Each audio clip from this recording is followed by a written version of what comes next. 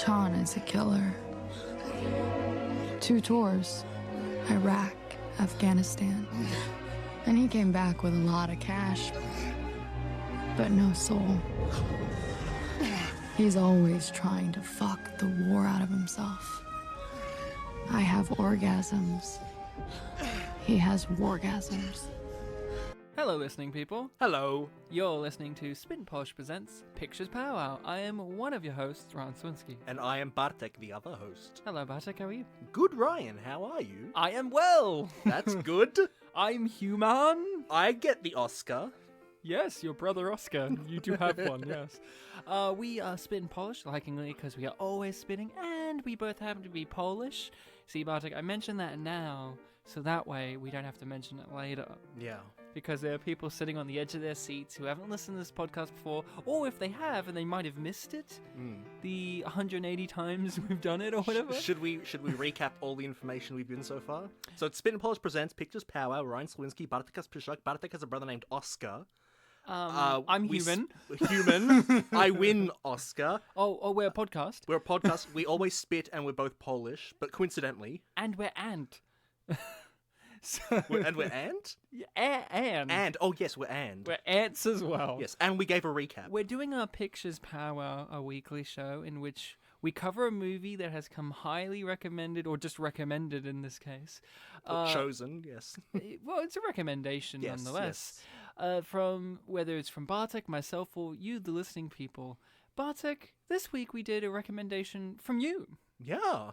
And just to go back to the end of last week's episode, you did preface that this is a movie that you don't like or didn't like when you first saw it. Yes, I was very negative about this film. In fact, in my previous podcast that I did that's no longer out there, I think I talked about this film and tried trashing it a bit. Yeah? Yeah. So this is a bit of a new precedent here because we've been doing movies we like or movies that have been recommended to us by other people that they like.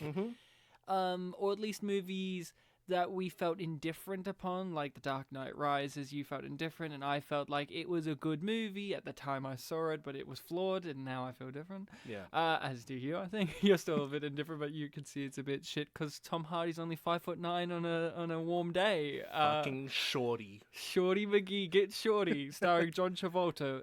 We're doing the film Savages from 2012, your recommendation, the Oliver Stone movie. If you have not seen the film Savages, watch it if you like to better understand what we're going to delve into, because we're going to get into the plot points, the beats, the motions, what we feel, all that kind of stuff. So if you haven't seen it and you're worried about what we're going to say spoiling the experience for you, do watch it if you feel. I'm not going to press you down on the ground and be like, you better fucking watch it. We watched the copy that's on Australian Netflix. So that's the theatrical cut. Yes, it's the theatrical cut. And when I searched Savages, there was something else called Savages. Yeah. Watch the one directed by Oliver Stone that probably has John Travolta's face on the thumbnail. Yeah. Yep. I did say to Bartek earlier on which cut are we going to do, because I wasn't too sure what road we were wanting to walk down, because there's 2 roads of thought we could walk down here. Now, this is all done because, Bartek, you didn't like the film when you saw it in the theatre, right? Yes, yep. And I thought, okay, what are the 2 roads we're going to go down with this one? Are we going to go down the path of the theatrical cut, which we had both seen? I had liked it more than you, and talk about it, and maybe you can reinvigorate yourself with it, and maybe your view has changed and my view has changed, and that's the road we could have gone down. Or we could have gone down the director's cut road that could be an improvement upon it. Yep. We went down with the theatrical cut road because it's been like 7 years since either of us have seen it. Yeah, you saw it in cinemas as well? No, I saw it just after cinemas, so you know, 6-7 years. So, yeah, right.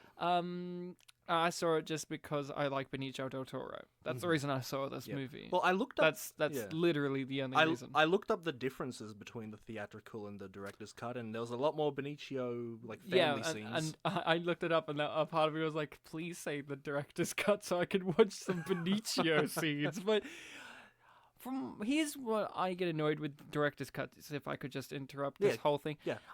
I tried to look up, and I don't know, maybe if someone listening could throw a link my way, but I'd love if there was a site that had a list of director's cuts that are actually worth watching, and ones that necessarily don't improve the experience or whatever. Like, I know it's a very hard thing because it's a subjective medium, but you know what I mean? There's so many times where it's like, when we do this show or we go do the show or other shows, we have to specify the director's cut, unrated cut, this cut. It's like, and it's like, which one is the definitively better copy of the movie? Because as podcasters, as reviewers, as this kind of thing, as movie watchers, we want to watch the best version of this movie as possible. If we enjoy film, So if we don't like it, say, we can feel more justified, and without having the counter of someone being like, well, you didn't watch the director's cut, which is the better cut, or you watched the director's cut, that's renowned as the worst cut, or whatever, that kind of thing. Like, there's the Blade Runner thing where it's like every director's iteration cut or whatever is better than the theatrical cut,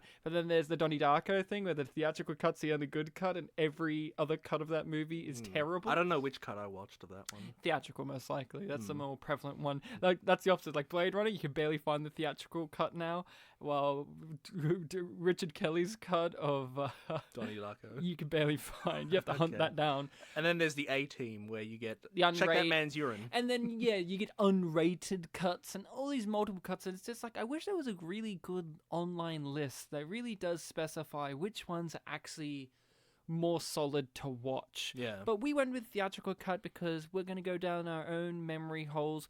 Bartek, the literal reason was, let's just watch whatever's on Netflix. But sure. I actually didn't know it was on Netflix until you specified it was. I was like, I didn't even think it would be. I checked the day before and I was like, oh, it's there. Just where, the Australian Netflix is terrible in having content actually be on there. So I in the mindset of, I don't rely on the idea that it's even on there at all. And I hunt down, I use that as my last option most of the time. And it's weird because I'm subscribed to Netflix, but I use it as my last option. I always just check, is it there? And if it's not, I'm like, predictable, and I'll just do what I normally do. But then you have stuff like when we did Jennifer's Body and Mark watched the Netflix copy and like it missed all the good scenes. That was a theatrical cut. See, okay. And we watched the unrated. So this is what I'm talking about. But let's go with our history of Savages. I just mentioned mine. I watched it purely for Benicio del Toro. I have watched many movies just for him, even if he's minor and major. I watched that Wolfman remake that they did with him as the Wolfman, just for him. Just for him. No one else. Anthony Hopkins is in that, but like, the movie's terrible, and he's not particularly even that great in it, but I love him as an actor. He's just such a presence on screen.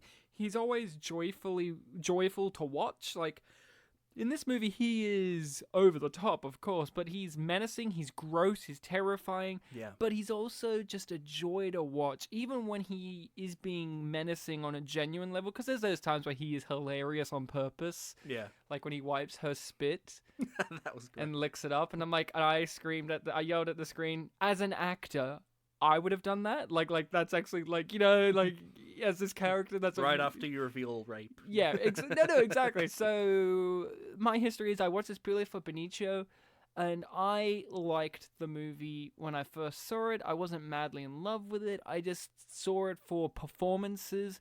I remember the movie was a mess tonally and structurally, but it all kind of held together with some really choice performances from Benicio, Salma, and Travolta, primarily. And even now, my rewatched Damien Bashir did a really good job as like the lawyer guy.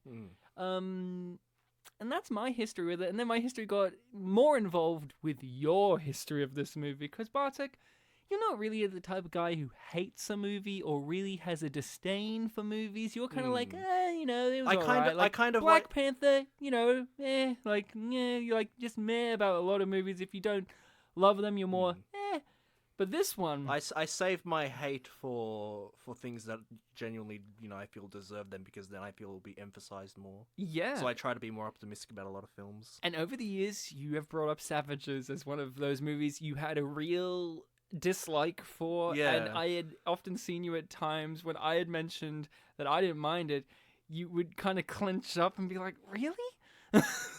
So, how did you see this at the cinema? Yes, I did. So before I saw it, though, I watched the Cinema Snob Midnight Screenings video for it, and he absolutely hated it. Oh. So I did. But he loved Rock the Casbah. But he loved Rock the Casbah, which, and to be fair, we did that on the podcast, and it was great. And by the way, Ishtar. You should watch Ishtar. I should. Or 1941 by Steven Spielberg. Yes, yes. So I seen that review of it, and I thought, okay, so it's not a great film. Then a couple of weeks later, a friend of mine was having his birthday, and he invited a bunch of us to go see it at Southland. Okay. Yeah. Are they a film person? No. Okay. That's an interesting choice for a movie because it's not like this is one of those mainstream big blockbuster type movies. This is like a specific type of movie that you would want to seek out to see at the cinema. Like, this is Oliver Stone. He's a well credited director, but like nowadays not as loved. But that's an odd choice for a group birthday. Yeah. Hey guys, you want to see this movie called Savages? Odd choice. But, okay. Yeah, and we all saw it as a group, and I think only one of us actually walked away saying like, "Oh, I actually liked it." I think Really? most of us were not really into it. Okay, interesting. See, I always thought you saw this with your mum because you and your mum go see a bunch of movies, and I could see your mum being like, "Oh, well, John Travolta's in it, and I'm gonna go see it." No. This was a group thing. Wow. Yeah. And that was my experience. And then obviously I went on my podcast with a friend of the show, Nathan Malloy, and just ranted about the things I didn't like. Which, honestly, thinking back, I think I probably gripped on just a couple of points and overemphasized them. I don't know how well I really got deep into this film back in 2012. So, what do you feel now? I can safely say I do not hate this film. I actually somewhat enjoyed it, but there are definitely things that are not too strong in it. No, you're right. Yeah. I can say that I enjoyed this a lot more, actually, on the second watch, because the things that Well, I'd say the same thing, yeah. I liked it. I like it even more now. I wouldn't say I love it. I probably will never watch it again out of my own volition. Yeah. Maybe just individual scenes of Benicio. Or the director's cut ones. Of Salma. But, like, I'm same boat. We rewatched it. It's a more positive experience on the rewatch. Mm-hmm. I watched it with my fiance, who did not like this movie at all. Was it her first viewing? Yes. Okay, well, she'll love it more in a second. She did agree on the positive points I had to make, but the negatives were too much for her to appreciate what the positives were offering, and I understand that. Now, Bartek, have you seen any, if many or other Oliver Stone films? What are some of the ones he's made? I feel like I Wall have. Street? No, I haven't seen Wall Street. JFK, Platoon. You have seen one. I have? Well, there you go. His follow-up, Snowden. I've seen Snowden. And you seemed to like that one. Yeah, it was good. Yeah, it was good. Yeah. It was good. So you're not saying that you're not sure if you've really seen much of Oliver Stone's work. It's a name I know, and I'm like, oh yeah, I'm sure I've seen it. But then when you give me his filmography, I'm like, oh. Well, you know Platoon and Wall Street yeah. and the cinema world of like things those are big iconic ones. from it. Yeah. I mean, Willem Dafoe dies in Platoon in the Jesus pose, getting shot a million times. Like, that's iconic. It's a freaking poster of the movie, and he's like the central character, or one of the central characters. And obviously, Wall Street has Michael Douglas giving one of the best performances of his career, and the iconic lines, "Greed is good." And at the end of Snowden, the real Snowden smiles. Yeah, people forget that I always forget that. Do you know who the lead actor in Wall Street actually is? Because Michael In Douglas, real life? no, like the actor. Who was the lead actor in the film Wall Street? Because Michael Douglas isn't the central character. Oh, isn't it? It's not Martin Sheen. No. I mean, he's in the movie. He's in the movie. No, who is it again? Charlie Sheen. Charlie. The other Sheen. It's so insane to think that really loved movie has Charlie Sheen as the central lead, because he's a bit of a joke now, but remember the days when he was a dramatic actor and tried? Yes, Remember the Ferris days when Bueller. Charlie Sheen tried? God, it feels like decades ago. But back to the film Savages. I'll give a quick rundown for the people who haven't seen it or need a quick refresh. This film is basically, when you break it down to basic terms, it's this trio of lovers and business people. Blake Lively, Taylor Kitsch, who's back again, Bartek. Yes. You love Taylor Kitsch. And Aaron Taylor Johnson. or credited as Aaron Johnson. Aaron Johnson, yeah. And they are in charge of the biggest drug kingpin world of pot in all of the world, it seems like. And They're big deals. And they're in a polyamorous relationship. They're in a triangular relationship, like 2 guys, 1 girl. That's cool. And the cartel wants to, merge with them, basically. And they're making lots of threats and making them meet with them, yeah. And they don't want to. On a level, they do things, but either way, they come at a butting of heads of disagreements, and the cartel kidnap the woman, Blake Lively, to ensure that the other 2 do what they want. And craziness ensues from there. Yes, there's an agreement for that they'll get her back eventually, but they want her back ASAP. Exactly. So there's the conflict there. That's it. It's a very simple idea when you think about it. Like, obviously it has flourishes of complications, like the fact that there's 2 guys, 1 girl. Like, that's interesting. But the film executes this plot in a very odd way. Oliver Stone, I've seen a good portion of his films. And here's the thing I can say about Oliver Stone as a director. He's well known for being controversial. He's very much for provoking ideas in audiences' heads. He's gotten to that point now where he is more interested in not telling the story in the script, but telling a story in a more real-world context. So, like, this movie is about the war on drugs, and, like, this character cartels, represents this kind of thing. Like, John Travolta represents the American influence on this, and this. There's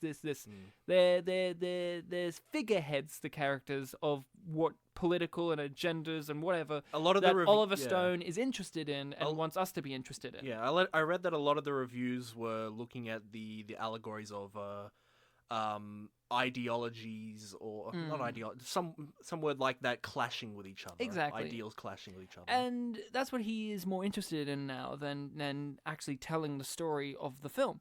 And that's okay. So some filmmakers who excel at that know how to do that. But I will say this, even with movies like Wall Street and Platoon and other movies that he's done, I've never loved any of his films. I've liked them, I've enjoyed them, but there's always things in the execution that ruin the movies on a level. Like Wall Street, for instance. I love the band The Talking Heads. We did the movie True Stories.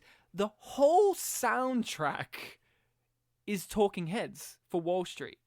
And you don't think the band The Talking Heads would be an accompanying thing for the movie about the greed of Wall Street? Like, it's tonally inconsistent. Yeah. I love the Talking Heads, and the songs may match at some points, but like the whole movie is Talking Heads music, and that's crazy weird. But in True Stories, it works because the music is made for that movie, and it works tonally with what's going on. So Oliver Stone's always been one of those directors that people have said is one of the greatest, and I just go, or a great director, and I just go, he's never made a full film that I enjoy, including Natural Born Killers, which this film, Savages, has been compared to a lot in terms of his own filmography, but that has, like, more going on or better execution than this. So you're saying he's like a solid B+ director, Yeah. I guess? I think he needs someone to come in and be like, Oliver, no! Oliver, challenge yourself. Oliver, not challenge yourself. Oliver, stop fiddling with yourself in the corner. That's how I feel. And that's Savages, because this movie instantly makes you not want to like it, and not in the way that confronting movies can do. Well, I lie. It doesn't instantly. A moment, because I almost forgot until just this sentence that this movie opens up found footage style. Yeah, I forgot. Like it's a horror movie. I actually thought, did I pick the wrong I picked the one of John Travolta's face, right? On Netflix. I didn't pick the other one, did I? Travolta's face. It's like an This ISIS movie, beheading video.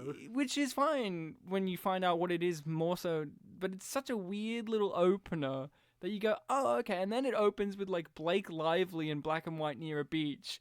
And it just instantly was to make you hate this movie and makes you think that this movie is going to be complete bullshit. And I'm just going to give forewarning now, Bartek, for you. 2012 Bartek, I think, focused too much on that. For you, Bartek, I'm going to give you just warning in the editing of this episode, I'm going to play that bit of her monologue at the very beginning of this episode in which she says the great line, I have orgasms while he has wargasms. Ryan, because that line is one of the dumbest lines delivered terribly. Ryan, you have the episodes of that old podcast I did, right? I think that was like 60% of my talking about the film. That line is wonderful. That and the next line, he's trying to fuck the war out of him. It's so fucking terrible.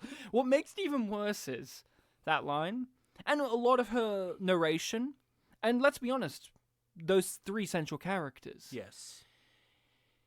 The acting is not consistently great. I think out of the three of them, Aaron Johnson's actually the best one. And I've never liked him as an actor, honestly. I've always thought Kick-Ass was a decent movie, but brought down by his central performance. I've never liked that Godzilla movie that he was in because he replaced Bryan Cranston, and you're like, fuck off. And I've never enjoyed him in things, but I enjoyed his performance in this. Taylor Kitsch is serviceable, and Blake Lively, this is the only film I've seen her in. I'm aware of who she is. I'm aware she was in Gossip Girl. I'm aware she's married to Ryan Reynolds. I know she was in The Shallows. I know that she's a person. But even last episode, I said, I'm pretty sure it's Amber Heard. And then I said, it's some blonde lady. And am I wrong?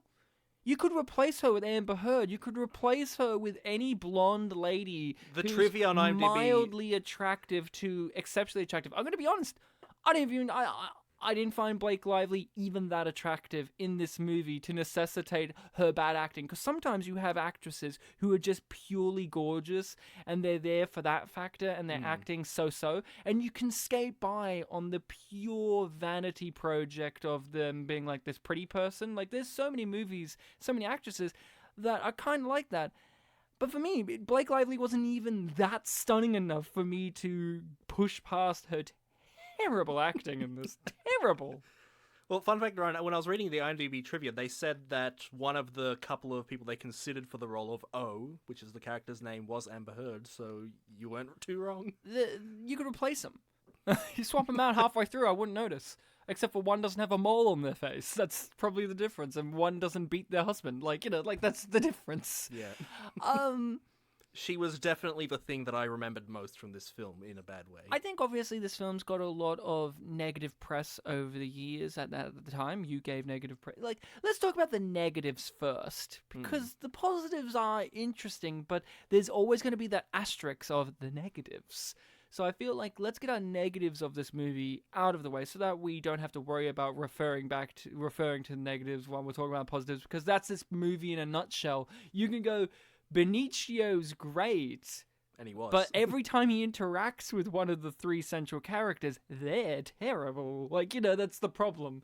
So, Bartek, what are some of the negatives that still ring true for you from when you originally watched it, and maybe ones that you are now impacted upon in this watching? Well, bringing up Blake Lively, one of the big things I remembered was there was just a lot of pretentiousness in the tone. Welcome to Oliver Stone's world. I remember Snowden being kind that's a true story. That's a biopic. He has to focus in. Yeah, Nick Cage. Yeah, so the three main characters kind of have their main thing that you can describe of them. Like Ophelia Blake Lively, has this very New aged, very written dialogue. Yeah. Apparently this film's based on a book, so there you go. And the dialogue in the book's apparently as bad too, by the way. It's faithful, what I've read. Chon, the character played by Taylor Kitsch, our boy from The Covenant. What kind of name is Chon? It's I don't know, it's one vowel away from being an Asian name. Because I was going to say, I have no validity to this, I didn't look it up. It doesn't sound like some white guy's name from just straight off the bat, like Chon. Or was that a nickname from the war? I don't know. His name is just Chon. I've never heard that name before. But yeah, thanks, this movie. It taught me a lesson. Yeah, he's the muscle guy. He's the one that gets things done. Yeah, he has wargasms. He has wargasms, as we saw in that first scene and the rest of the movie. And we saw his ass. Yes, we did. We got Introduction. introduced to his ass. Introduced to his ass and that narration that you're going to put at the start of this episode.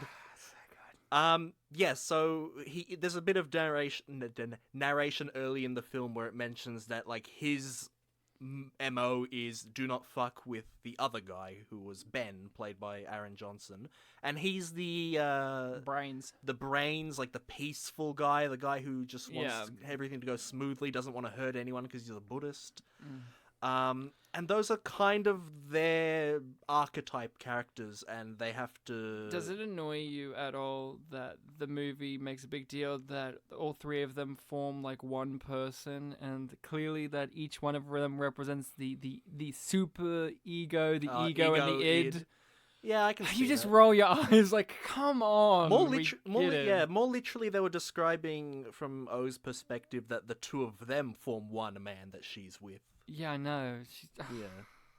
I don't know, when the three of them are together, and that's not very often in this film. Thank God. O does feel a bit like out of place. Like, hey, we're talking about drug stuff. You're telling us to go out with you. But she's hot. For them. For them, yes. There's no other woman that's like a white blonde lady that's as pretty. The only other pretty lady that they really do have is Salma Hayek, but they want to try and make her the villain.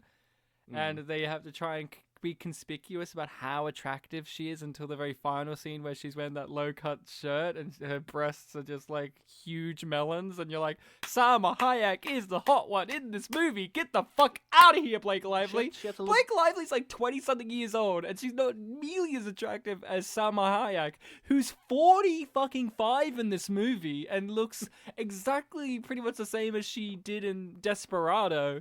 Fuck off, Blake Lively. There was a bit... Well, I'm sorry, I'm interrupting you, but I'm just going to say... You're a savage, Ryan. One of the things I hated in this movie was it's this R-rated movie, or high-rated movie, like a high classification rated movie. Literally on Netflix, it comes up with all the things that it's rated for, and it's like sex, nudity. Every single leading woman in this movie, or named actress, has a sex scene, and they wear clothes throughout the whole time. And it's just one of those things that takes you out of it. Like, this character, O... It would be more of a believable if she was the type of character who was just walking around topless. And I'm not saying I want to see Blake Lively naked. It's more like you just know that Blake Lively's contract wouldn't allow her to take her top off unless it was for a specific reason of money or whatever.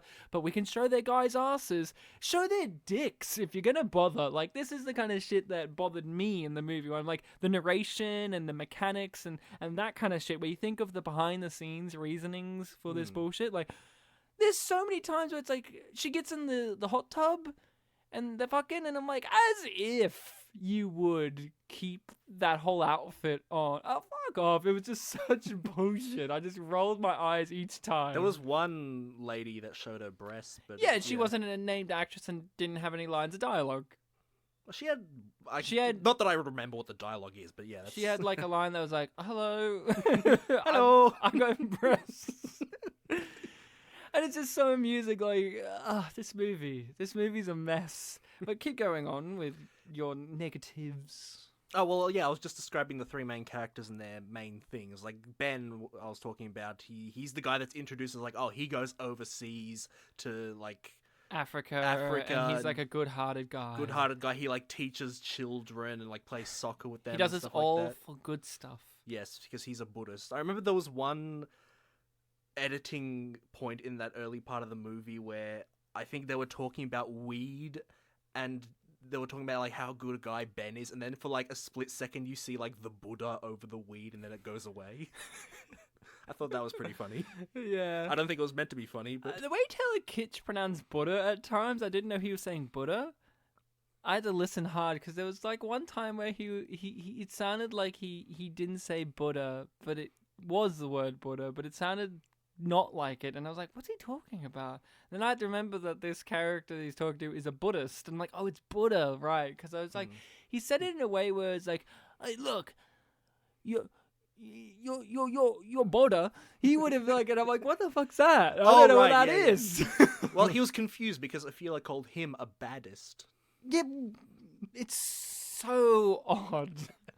So it's these central three characters, right? That's the main problem of this movie. Yeah. As well as the framing mechanism of the narration, which has eye-rolling, this is one of those stories where I may not be alive at the end. And you're like, look, sweetheart, you're not Sunset Boulevard, right? You're not like, we've had a real problem at late. I was thinking with this one watching it, like, narrator characters, narrators. except for True Stories, where that's the one that we both agreed, and most people would agree that's where it's done right. Mm-hmm.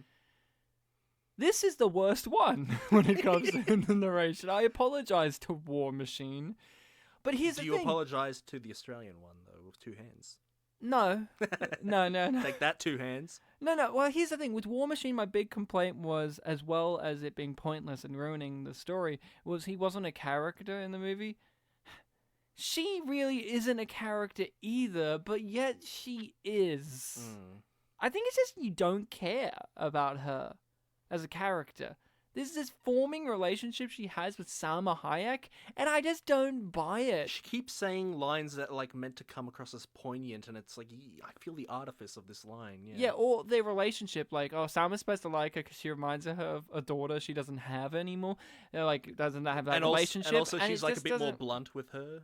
And it just doesn't feel like this kingpin, drug lord, someone who has people beheaded would want to hang out with Blake Lively. Like, can you imagine, Bartek, if someone like this character O, got taken by fucking the cartel, and not only got on with the cartel, but got to just have dinner with the leader, who is one of the most wanted criminals in the world, who is on the level of ISIS terrorists, and is the really looking out for this prisoner's well-being.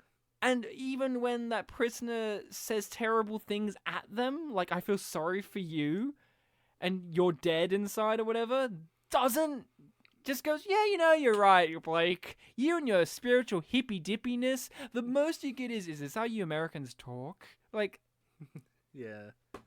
And yet Salma's fucking amazing in this movie. There was an inconsistency with, like, oh, this is the Mexican drug cartel, one of the 2 big ones, and they're, like, ruthless. They behead people, and there's also these things. So other than these central characters and the narration, and let's just say the pretentious dialogue that comes out of our 3 characters, because they're really the only ones that have this pretentious dialogue. Yeah. The others may have bad written dialogue, but they don't have pretentious dialogue. What are some of the other issues that you may have with this movie, if any? Man, it really is with mainly those 3. I mean, a lot of the Hispanic actors in this film just really did a good job. It feels like it should have just been about them, right? Yeah. Like, it should have just been, like, who's the rat? I mean, John Travolta did a good job, but there were some scenes where it looked like he was smiling when he shouldn't have. Like... No. I thought he was the best. He was fucking amazing. And I know what you're talking about, but his character was always... He was always on, like the smiling when he shouldn't have things. I believe that character to do that. I mainly think of it when, like, he's confronting Lado. Is that his name? Lado? Yeah. Benicio del Toro. About, I just gotta call him Benicio. Like, when he just comes into his house and like, you threatened my daughters. It was like he's kind of smiling there, and I thought, like, I didn't see it like that. I think I think he's more flabbergasted. Like, that whole dynamic is like that scene. Oh, the scene going on, yes, but the initial... But I think when you know what his character is like, he is an asshole to every criminal he meets. So when Benicio comes into his house and he kind of understands what the scenario is going to be, he plays it more not as genuinely afraid, but with a comedic, because he's a more comedic character. He's more like a GTA character. He plays it like he's genuinely flabbergasted. Like, whoa, you come into my house? If you're gonna kill me, at least do it away from the kid. Like, that's what I saw that as a more comedic scene, because then Benicio, he gets turned around by the logic of John Travolta, when at the start, he was the one with the power in the room, and somehow John took that power and switched it around. That's why I was like, I didn't mind him smiling in terrifying moments, because I always felt like he always had the upper hand in the situations, hence, he gets to live. That was one of the things I forgot, that John Travolta gets to live in this movie, when he's one of those characters you would expect to die, because he's just so cocky, but he doesn't, and I appreciated that. One of my big issues with this movie, Bartek, is the filmmaking itself. Yes. It's got all of these filters, all of these weird transitions. One complaint I have when it comes to the cinematography is it can be really nice to look at, except for pull the fucking camera back, Oliver. There are so many intense close-ups. Sometimes their eyes aren't even in the frame of the shot. There's sometimes where it just is like on their like chin, and I'm like, what is this shot, Oliver? Like, pull the camera back. Let me absorb what you've got on the frame. Just pull the camera back. Here's how I describe Oliver Stone in his filmmaking and Savages. You know that phrase, style over substance? Mm-hmm. It's often used. We've used it on the show before. This is style ruins substance. The style gets in the way. There have been many people complain about the dual ending of the movie. Yeah, I was going to say that was... For me, I don't mind it. It's just how it's actually executed. It just feels so pretentious. Because there's been the second ending especially. Spoilers for the film Funny Games. There's a dual ending of that movie too, where the killers get, like the psycho killers in that movie, get bested, but then one of them takes a remote and rewinds the scene, and that's great. It doesn't feel as like fuck you. These are kind of like fuck you and your conventional ideas of what a story is. But this particular ending, the dual ending, is just so pretentious. Black and white out of nowhere, like. And the style ruins the substance. Yeah, that second ending, though, the real ending, it's just words too. It's just told. Yeah, I mean, I was happy to see John Travolta. Like, yeah, that's true. But that was the only part of it that I liked. I was like, and Benicio. And Benicio, yes. And then he reverses, and I'm like, that's the way this character should end. I was actually annoyed that we got to see him again after that. I thought if you ended him there going like a cartoon and driving off, I'd be like, perfect. And you just tell us with words what happened to him. I wouldn't need to see him again. But then they show him, he's got like these nice boots, and he's just smoking a cigar. I'm like, go away with that. One of the things I did remember from my initial viewing was that in the ending, and I say remember, this is misremember. I thought the real ending was that, like, O runs away and they never see her again. But then when I watched the film itself last night... They all got separated, right? They all seem to be together? No, I thought they were all separated off from the FBI, CIA, DIA... I mean the main three. Yeah. But weren't they hanging around a fire together? I think it was... I don't know, it just felt very... That's a problem. Yeah. It's on purposely dreamy and weirdly done because she's at a beach, one's in Africa, and one's somewhere... Like, it's all convoluted.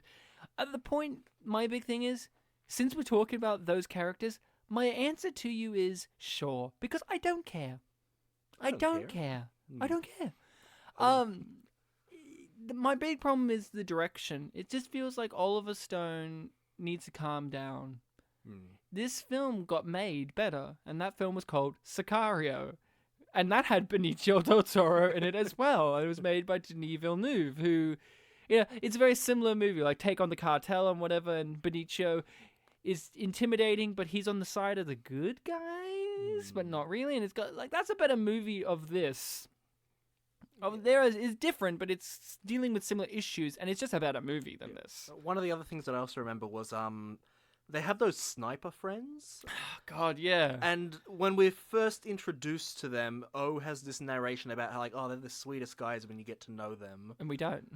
That was something I remembered from my initial viewing. Like, we don't fucking get to know them. But then we also... I didn't mind. We also see they have other friends, like hacker friends and the guy from the bank, and we don't get to know them, really. One of them's Speed Racer, by the way. Yeah, I know. Yeah. I noticed. I noticed immediately of Speed Racer. Again... a bit of foreshadowing in our mystery, in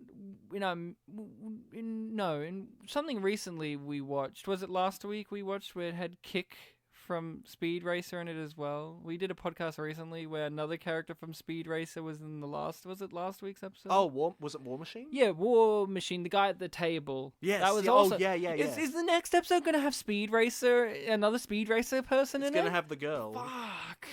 Yeah, Trixie or whatever her name is. You mean child actress who played Wednesday Addams in the Addams Family? Either that one or the grown-up one. Oh, it's actually going to be Rose McGowan, like I thought it was. Yeah, the negatives. There's plenty of negatives to. Oh, if we go back to True Stories, John Goodman. He Yeah. was the dad in Speed Racer. Oh, fuck, it's So just that's been... 3 in a row. Fuck! Was Heath Ledger secretly there too? Like, it was everyone in Speed Racer that we've done on the show. Well, Matt Ryan, Stone was in Speed Racer, imagine. The film you're picking at the end of this episode, Ryan, better have someone from Speed Racer in it. I'd be very disappointed. It has the Wachowskis themselves. No. It has is this your penis, Scott? So, Yes. there's plenty of negatives we could keep ragging on. I think we covered pretty much all of them. There's a lot of terrible choices being made. I will want to comment on one more. Sure. I don't know how to say it, but the rape Yeah. in the movie Yeah. that is shown on the picture. That is felt... fine. It felt oddly positioned. I'm not against it being there. It's just Yeah. oddly done because we knew... I felt it was implied already when She was clearly getting, like, drugged. she was drugged earlier and on. that other guy was disgusted in him. Mm. And we didn't see it. And I thought that was enough to let the audience stew on that and maybe think for themselves instead of showing us. Although I feel mixed because I loved Benicio's whole moment. Handling of revealing But here's it. the problem. Yeah. Blake Lively in that scene is fucking terrible. She reacts to it like, oh no, and not like anything more than that. Like she may be crying, but it didn't feel like this genuinely harrowing thing that she's witnessed. Mm.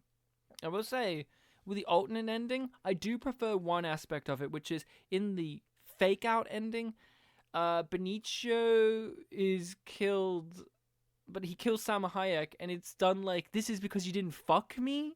And I'm so glad that that's a fake out motivation because I was genuinely disappointed that that was like the idea that his motivation for being a trickster, chaos fueling asshole is because Salma didn't fuck him. Mm. Which you could still argue it is, but I feel like now it's not as definitive of an answer. I just enjoy the fact that Benicio is like this agent of pure chaos and is only in it for himself. Mm. Let's talk about the positives. And when I say talk about the positives, I mean, let's talk about the actors we all liked and the set pieces that they have involved. Let's run down from lesser to the best. Benicio will be the last one we talk about. I like Damien Bashir. He was the one who played the lawyer guy. Was that Alex? The guy that got tortured to death? I liked him. Mm. He's become more of a well-known actor in more mainstream things. I mean, I saw him in this, but what I really remember him first seeing him in was Machete Kills. Mm. I believe that was him. And he's been one of those actors that's been in more and more things. I'm pretty sure he was in Hateful Eight. I think he was Senor Bob. And that's his name. Mm. And I think he was in more mainstream, like the Nun, the spin-off of the Conjuring movies. And like he's just been appearing more and more. And he's a real shapeshifter as well. Like the one thing that gives him away is he has that very distinct Mexican accent. But he is one of those guys who physically looks different in a lot of movies. I thought he was great when he was allowed to be that kind of cold menace. Mm. Like when they have that meeting scene. Yeah, in the park. No, when they first meet him. Oh, yes, the initial meeting. The initial meeting. Yeah. I thought he was wonderful. He was being charismatic and charming, and he was having fun with them, but Still also, being firm. But you knew that it was all like on the pretext. Yeah. I thought he was really good. And I felt kind of upset that his character got brutally tortured. And I'm not going to be a pussy. I wasn't confronted by the extreme violence of it. I wasn't like, oh my god, his eye's hanging out of his head. I didn't even feel that way. I've seen a lot of violence in movies, so that didn't throw me. I can see how it could throw others. I've seen more violent cartel movies as well. So, you know, I'm not as abhorred, like, I'm not like put back by the violence, although it is over the top. Yeah. And sometimes it's really bad, the violence too. Like, this isn't the fault of this movie. This is the fault of modern Hollywood. CGI blood never looks good. I never think CGI blood looks good. Except for maybe David Fincher when he does it in stuff like Zodiac. But it always took me out of the movie when somebody got shot. And it's like CGI blood. Like, remember the soldier guy that was following her to the mall and he got pulled over by the cops and they shot him? Yeah. It just looks so fake. It just makes you go, but that's not this movie's fault. That's modern Hollywood's fault. I'm not going to hold that against this movie. When Aaron Johnson was wearing the mask and that guy was like confronting him and that guy was killed, the blood went on the mask. Was that also CGI? Yeah, but then they cut it. It's real blood. Right. Like, it's just a lot of... Like, that's modern Hollywood. But Damien Bashir, I think he did a really good job. I felt upset that his character died, and I liked that he did die, and Benicio's like gleaming off of it, and he gets to do it. Well, he doesn't get to, he gets to torture him, and then he forces Aaron Taylor Johnson to do it. The Buddhist. And there's so Mr. much Nothing person. possibilities for those three characters, like her having to watch them, or Ben specifically, become the brutal guy that Sean is an interesting thing, but they don't even make that horrifying. Like, someone was like, make her watch. But then for the rest of the scene, the She's guy's just not watching holding normally, it. yeah. She's watching it normally and not covering her eyes, not closing her eyes. It's like, as if. Like, specifically, what Ryan's saying is make her watch. The guy physically grabbed her head and forced her to look at the screen. But that wouldn't even work because she could just close her eyes. Yeah. The guy's standing directly behind her. How would he know? Yeah, it's like... They should have had him, like, pry her eyes with his finger. Like, this is basic 101. Yeah, it's just, I turned your head, now you're watching. And then it cuts, and she's just watching, yeah. And it's so unbelievable. And that's what I mean, like, her character's really unbelievable. Not only is it, like, she doesn't get naked, and I'm not saying that she needs to necessarily, but it adds to the believability of this. She's just, like, watching without any horror. She seemed more horrified with no toothbrush being offered to her. Yeah. Than to watch her spiritual boyfriend that she appreciates for being a lover, not a fighter, having to brutally murder someone on behalf of her. Yeah. Because it's all for her. Yeah, the mantra that Sean implanted in Ben is "fuck you, UFO." Therefore, he can like try to do things. But Damien Bashir, I think he was good. You liked him too. Yeah, he did a good job. Travolta, he did. He was fun. I missed him when he wasn't in the movie because, like, there was a period where it was a while before we got to see him again. I like that he had short hair. Yeah, you like him bald, so as close as you can He's get bald to that. now, so in real life. So, because, look, Travolta's a weird guy. We all know this. He is an inconsistent actor. I'm not going to say he's a bad actor. I'm not going to say he's a great actor. I'm going to say he's an inconsistent actor because he's been truly brilliant in movies and truly terrible as well. And it's not even direction sometimes. It is just, he is a very specific type of actor. You need to put him in specific type of roles.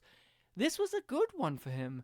It was one of the more lively movies for him in quite a while. This was back-to-back, I think, with From Paris with Love. So it was a great time for Travolta. He's not doing so great now. He's doing trash at the moment. But I enjoyed him in this movie. He felt like a GTA character. I genuinely loved how just over-the-top arrogant he was and had clearly no allegiance to anyone, but everyone believed him to because they all thought they had power over him, and he's the kind of guy that uses that ignorant idea that they have power over him to have power over them. And they kind of have an idea of like, oh yeah, you're also working with these guys, but you're working for me mainly, right? Yeah, I loved him in that Benicio scene at his house. Yeah. And Benicio's like picking off the things off the sandwiches he doesn't like. The tomatoes. And something else on the cheese, I think, too. And it's just I ham. thought it was just tomatoes. And I loved their dynamic. Because here's the thing, too. No offense to Blake Lively, Aaron Johnson, or Taylor Kitsch, but when you have people like Salma Hayek and Benicio and Travolta, they're better because they're seasoned pros. They've been in this game for decades at this point. Yeah. And you could tell, right?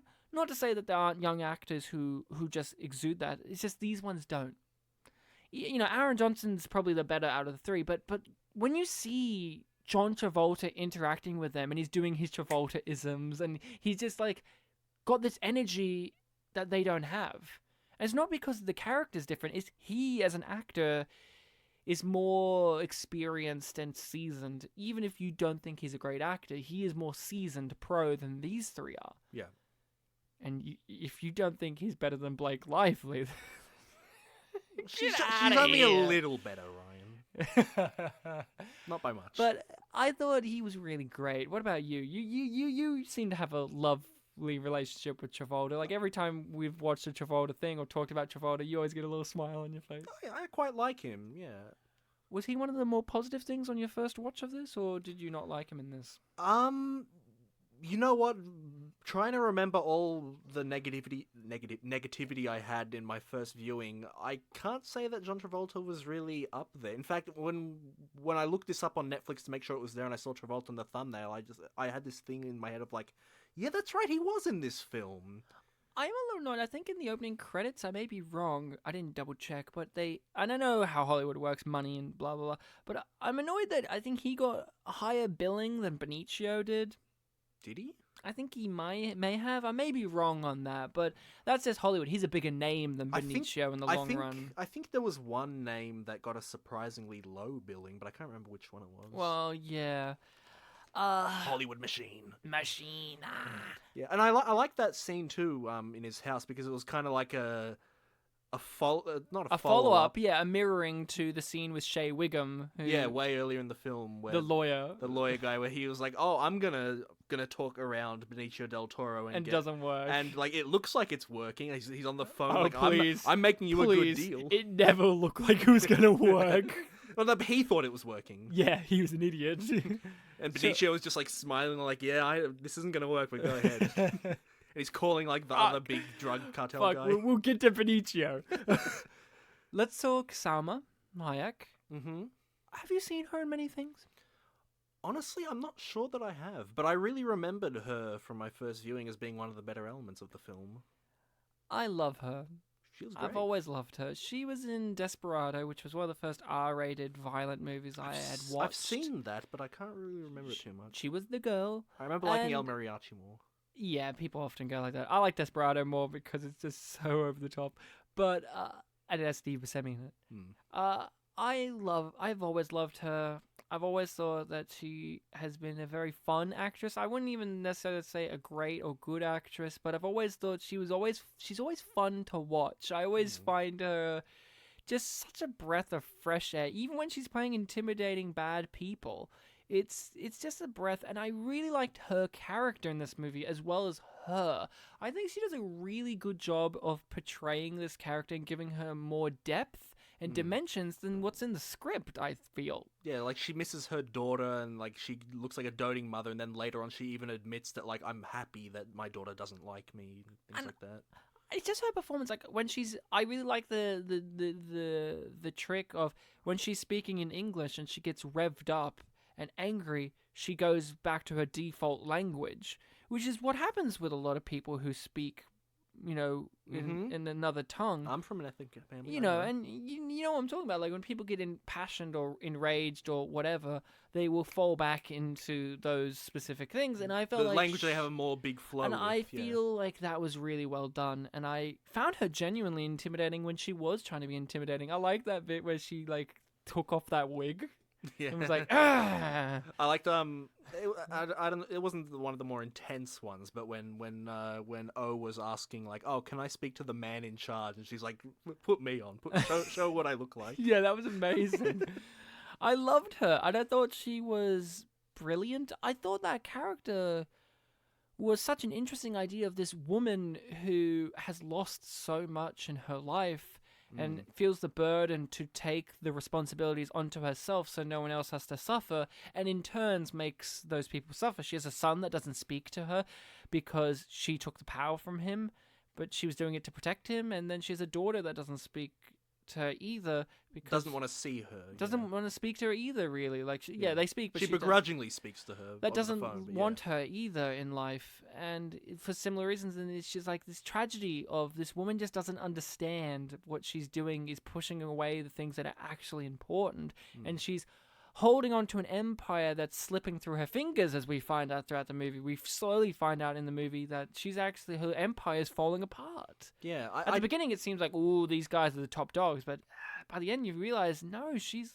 losing. There was a point earlier in the film, and I'm honestly not sure if I was meant to feel this or not, but the initial deal was that, like, you two guys work with me, we'll split 80-20. You guys get Yeah. 80. Later on, when she's kidnapped she's like, the deal's now 70-30. Yeah. And I was sitting there and I was like, that really doesn't matter to them. No, but feels- she doesn't understand She doesn't. that. Yeah, she doesn't understand that. That's what I'm saying. Underestimates Yeah. what really, like, she thinks that she's got the upper hand because she got what they want, but she doesn't realize it's also a weakness for her to Yeah. have that. I really like that they figured out that she has a daughter. I thought it was actually really well done. I did not like, however, that scene in the mall where we get introduced to her daughter and she's standing right next to Blake Lively. I just Yeah. roll my eyes at the convenience of that. Like, wow, what a small I world. actually wouldn't have. I would have liked not to have seen the daughter until she got kidnapped. Just have it phone Oh, like conversations or whatever. But can I just say, as badass as Salma is in this movie, I loved her dynamic with Benicio. Loved her dynamic with all of her men and her people, and her daughter. But that one scene in which she's got the horse and she's dressed in a full little cowgirl outfit. I just went, could this be her bad guy outfit for the rest of the movie? I thought that was... She's like Revolver Ocelot. She's just so cute. She's so cute, and she's so wonderful. And I'm just a huge Salma Hayek fan. Like, I've just always liked her, and she's in like Spy Kids 3 as a scientist with pigtails that fly around, and you're just like, Salma, what are you doing? I think I read, this is going back to the daughter, who we haven't mentioned her yet, so clearly she's one of our top characters. She has that one very brief sex scene with her boyfriend, and I think I read in the trivia that the boyfriend's actor was originally meant to play a different character that got cut. So Yeah. Did you notice that she was wearing clothes? Of course, Ryan, yes. All the clothes, including underwear. She's not the token character that shows breasts in the film. Did you know who originally they had scenes filmed of an actress playing O's mother? Yeah, I was going to bring up the fact that we never see O's mum despite her getting mentioned a lot. And do you know who the actress was? I read it like 3 times last night, but it slipped my mind. Uma Thurman. Uma Thurman, that's right, yeah. Odd. And apparently Odd. and her character had a name, and apparently that character's name was the original title of the film. This is an odd movie. It was like Laku or something. Now, let's talk Benicio. Then I'm the not daughter. skipping over anyone, am I? Any other important players or characters or moments? Because basically all the great moments are Benicio's. They should have named this movie him. Lacko, whatever his name was. Yeah. Lado. Lado. What makes him work so well is how, even though he's a ruthless, slimy, unlikable, he's so charming. He's having a lot of fun. He's with this having role. fun and it makes you have fun. Yeah. There's a reason Benicio is the shining light in Sicario. Sicario's an excellent movie. Great acting from everyone.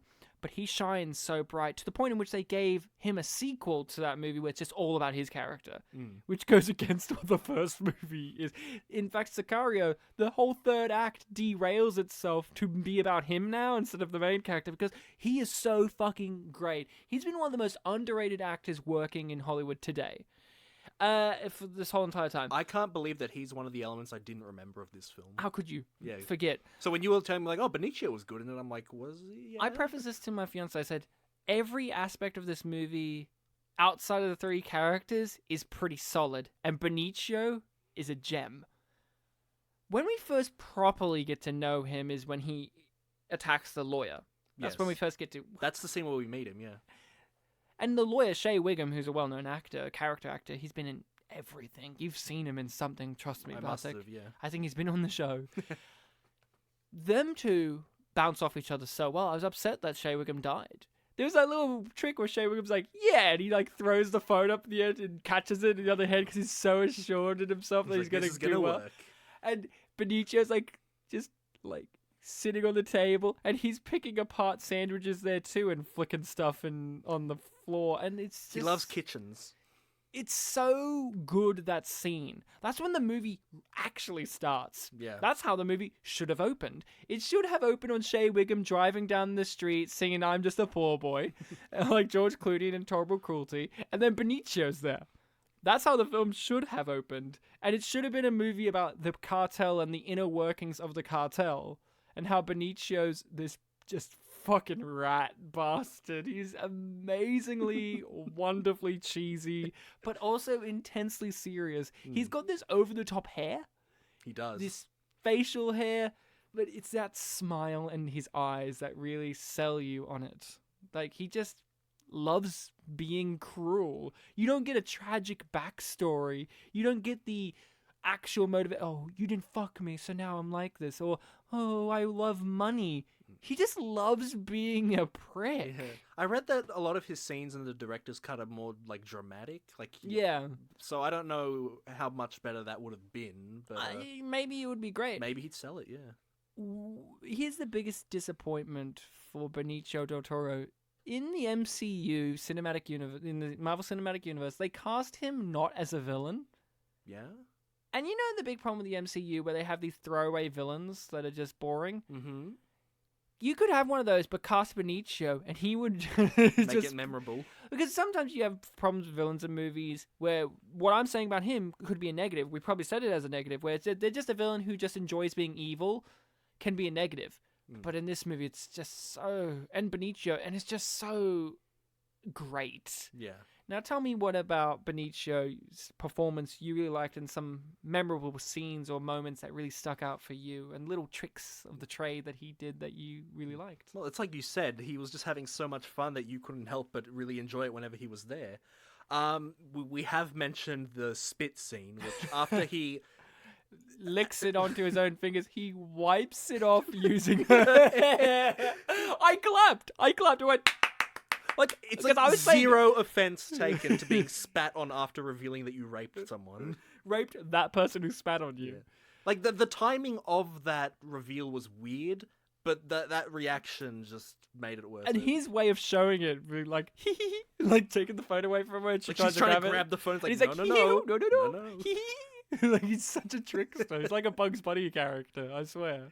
Yeah, shit, there was the part where in the fake ending, Chon revealed to Salma Hayek Elena that like, oh, he betrayed you, and then she turns around and he does like that kissy thing. And I think even Taylor Kitsch kind of reacted to that. I thought he was doing it to Taylor Kitsch. I thought so too. So I think it was more like, you gave me away, huh?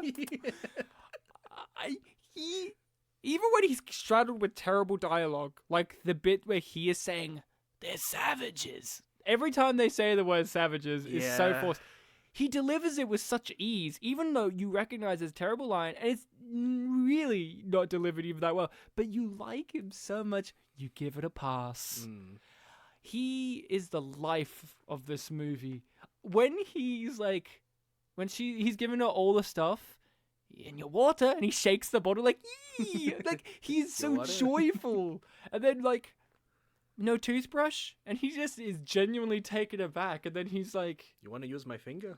He's like, you can use my finger, and she's so disgusted, and he is just so gleeful. But I really love that bit where he found out that she talked to Salma Hayek, and he's just and he's drugging her, and he's looking at her, and he's like, next time you want something, you can just ask me. And you're like, no, don't ask him. He's the worst. And when Salma Hayek was like chewing him out, he like did a prayer pose. When he's getting chewed out, he's so fake.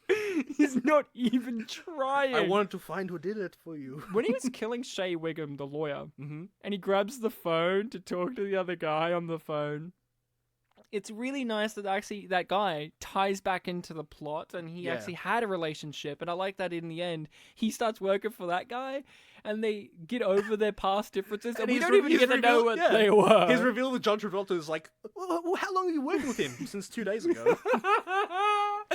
And John Travolta's like, well, how can you trust him? And he goes, like, I don't know. And then you see Benicio start to worry now, like he's like genuinely like, oh, well, maybe I've put my eggs in the wrong basket.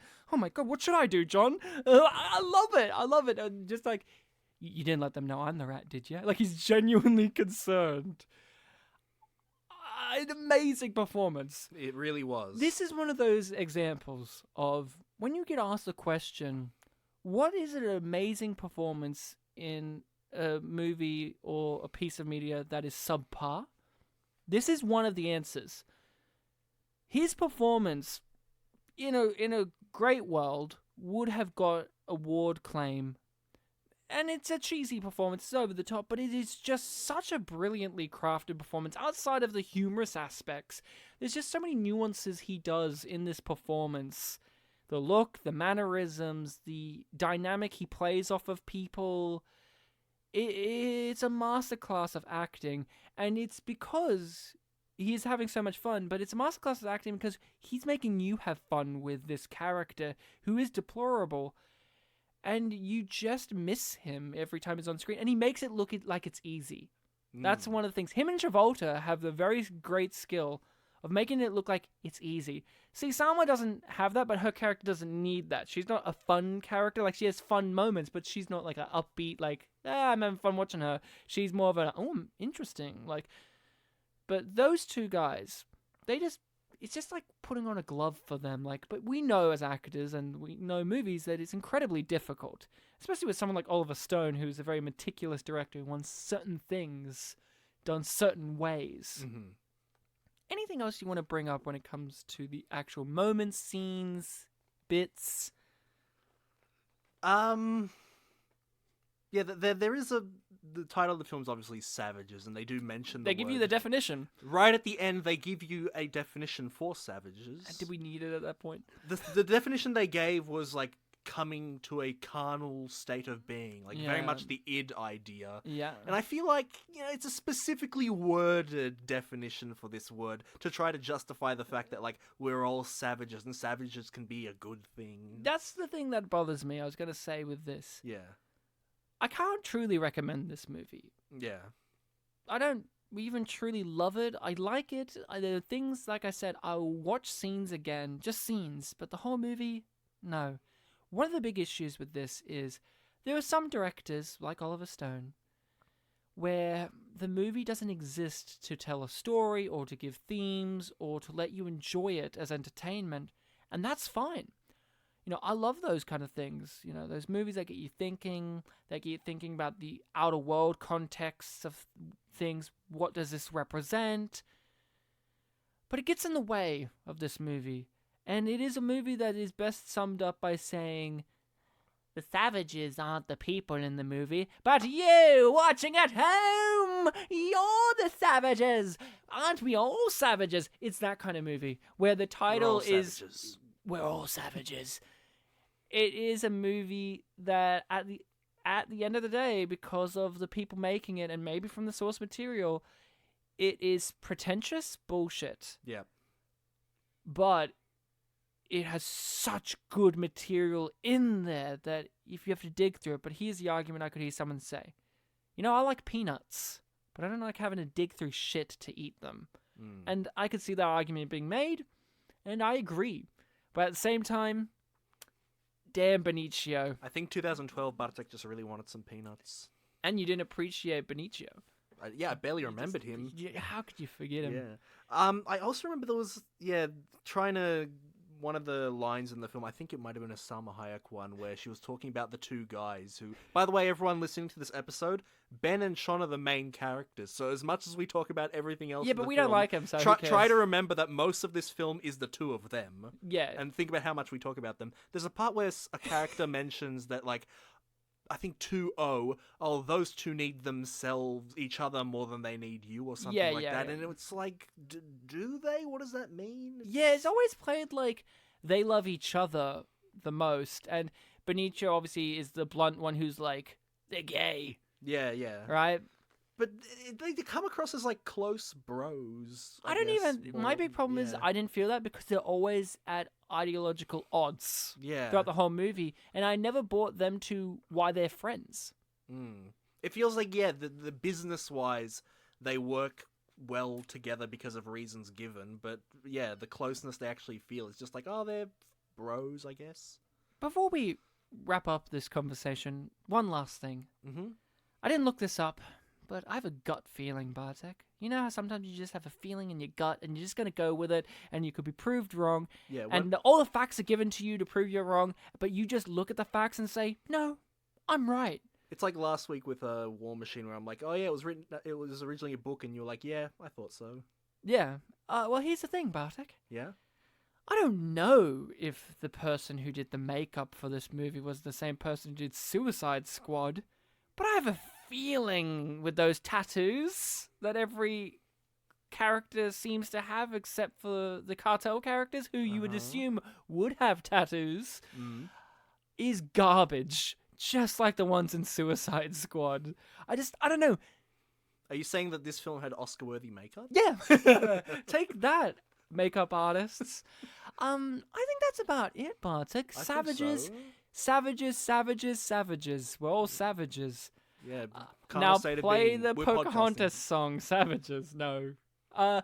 Bartek, a real pleasure to talk about Savages. Your recommendation, you chose one that you didn't like. Do I but recommend it? Yeah, do you? I have to say, I definitely enjoyed it a lot more this time, and even talking about it in this podcast recording, I'm a lot more keen on it. But again, as I just emphasized 2 minutes ago, most of the film is focusing on our trio of main characters, and they suck. and they are not the greatness of this film. So there are great moments, and I'll be bold. I'll say it's worth watching for the great moments, but try not to jump onto your metaphor or allegory again. Don't just look for the peanuts. I don't recommend it on the whole. Yeah. I think if you're a fan of brilliant acting that saves movies, like, I am, Oh, this film definitely has things that you can describe as saving graces. Yeah. saving graces, there's a good 90-minute movie hidden in this 2-hour and 10-minute long movie Yeah. that's struggling to get out. Mm. And that movie is the part where you cut out Aaron Taylor Johnson and Taylor Kitsch and Blake Lively. It's all right. It's just all right at the end of the day. It's an odd movie. I will give it the fact that it isn't like most movies. But at the same time... There were so many things I read online of people talking about how the twist ending was great, or, was not expected, so people hated it. But it didn't feel that special to me. I think maybe we're more accustomed to these type of things, and we've seen this 7 years ago, so it was more like, oh yeah, I remember that, or even if you forgot, you're like, oh yeah. I remember just before it rewound, like 2 seconds before, I'm like, oh my god, it's going to rewind. I remember this now. Yeah. How could you forget with the little random scenes of her in black and white for no reason? Yeah, that was just my memory of like, oh, did I misremember that? Then it's like, no, you didn't misremember it. Here's the actual events that lead to that. So Bartek, let's head on to the end part of the episode. We're do trapped not in a room. have any promo for other podcasts at the moment. We've run dry for the time being. Oh shit, really? Yeah, it just happened. So if you're a fellow podcaster listening, or fellow podcasters that could be interested in emailing through some promos for your show or any other show, that would be much appreciated. If you are just general listening people, if you want to email us as well with just general feedback, comments, views, suggestions for future movies to cover, our email is spitandpolished@gmail.com. Yep, specifically spitandpolished@gmail.com. Exactly. It's a past tense polish. And if you want to follow us, we're on the social medias of Facebook and Twitter, Spit and Polish Presents. You'll find us. Please give us a rating and review or shout out on whatever podcast platforms allow it. Share us around like the disease we are. Like a virus. Like a virus. If you're a savage, savage it up. Well, that's an empty thing to say, Ryan, because we're all savages. We're all savages. Bartek, it's my turn for a recommendation for a movie. Yes. Now, I'm going to break formula. We're not going to have a movie with a narrator for the next episode. Fuck, Miller's Crossing again. But we are doing a movie you have seen before. Okay, cool. Recently, because of me. Mm-hmm. We're doing Falling Down. Thought so. From cool. 1993, starring Michael Douglas. So, for next week's episode, make sure to check out the Joel Schumacher directed... Now, trust me, people, when I say that, I know that doesn't sound like a selling point, but this is one of those movies that infuriates me in the fact that Joel Schumacher is a brilliant director because of this movie shows it, and he's never, in my opinion, done anything close to the brilliance of direction in this movie. Michael Douglas gives a career best performance. Do check this movie out for the next week's discussion. It's a on good it. one, guys. Check it out. It's got no narrator character. Yeah, I know. I know, you're going to be bummed, and I'm not sure if Robert Duvall was in Speed Racer as, Christina Ricci's character, but whatever, as Trixie. But do check it out. Well, Bartek, Yes. thank you so much for showing us that we're savages. Yes, I'm sorry, but also not sorry. There's no guarantee that I'll be alive by the time this episode ends, guys. He might have been stabbed in the hand. Sorry, I'm swimming underwater. He's swimming underwater. Now I'm at a fire, and Ryan might God, not be this there. movie's pretentious bullshit. It really is. It really is, but it's also got brilliant things in it. Well, until next time, listening people, remember To fuck the war out of you with a wargasm.